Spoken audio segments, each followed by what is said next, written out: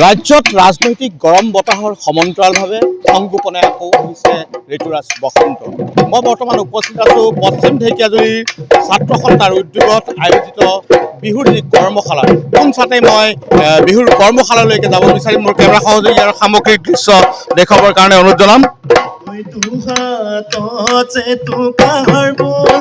ভনী ঐ কেলৈনো তই বোলালি কোমল কৈ দুটি মুঠত ভনী ঐ বৰমথুৰি লগালি বখন তৰে মান পাই মুগাৰী ঘামেৰালি আমাৰ বিহুৰ তলিলৈ থপলিয়া আহিলি তোৰে কোমলীয়া মমিতা মাতেৰে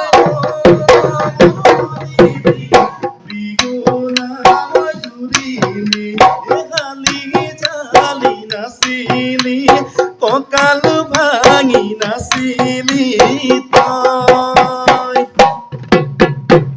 এনেধৰণে বৰ্তমান দেখিবলৈ পোৱা গৈছে যে পশ্চিম ঢেকীয়াজুলি ছাত্ৰ সন্থাৰ উদ্যোগত আয়োজিত বিহুৰ কৰ্মশালা। এই কৰ্মশালাত দেখিবলৈ পোৱা গৈছে বিভিন্ন সম্প্ৰদায়ৰ প্ৰায় 200 শতাধিক যুৱক যুৱতীয়ে অংশগ্ৰহণ কৰিছে ঢোল বাদন প্ৰশিক্ষণ লগতে বিহু নৃত্যৰ প্ৰশিক্ষণত। আৰু মই উদযাপন সমিতিৰ বিষয়ববীয়া আছে, তেখেতসকলৰ সৈতে মই কথাও পাতিব বিচাৰিম। কিমান দিনীয়াকৈ অনুষ্ঠিত হৈছে? আমাৰ 15 দিনীয়াকৈ বিহু নাচ আৰু ঢোল বাদনৰ কৰ্মশালা আমি আয়োজন কৰিছোঁ। কি কি সম্প্ৰদায়ৰ যুৱক যুৱতীসকলে? ইয়াত আপোনাৰ আমাৰ চিৰাজুলিত যিখিনি জাতি জনগোষ্ঠীৰ লোক আছে সেই গোটেইখিনি আহিছে। বিহাৰী, বেংগলী, মাৰোৱাৰী, আপোনাৰ মুছলমান সম্প্ৰদায় গোটেইখিনি লোক ইয়াত আহি উপস্থিত হৈছে। কি মেছেজ দিব বিচাৰিবা? হয়, এটাই কথা, যুৱ প্ৰজন্ম আৰু নৱপ্ৰজন্মই যাতে বিহুটোক শুদ্ধ ৰূপত শিকিব পাৰে তাৰ বাবে আমাৰ ক্ষুদ্ৰ প্ৰয়াস। নিশ্চয়কৈ বিহুটিক শুদ্ধ ৰূপত পৰিৱেশন কৰাবৰ কাৰণে সদৌ ছাত্ৰ সন্থাৰ পশ্চিম ঢেকীয়াজুলি আঞ্চলিকৰ নেতৃত্বত আচলতে 15 দিনীয়াকৈ আয়োজিত হৈছে বিহুৰ কৰ্মশালা।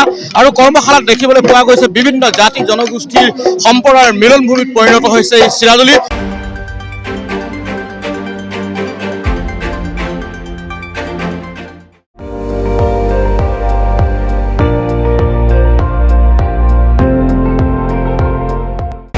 আপুনি চাই আছে ND24, সৰ্বশ্ৰেষ্ঠ নহয় সৰ্বোত্তমৰ দৌৰা।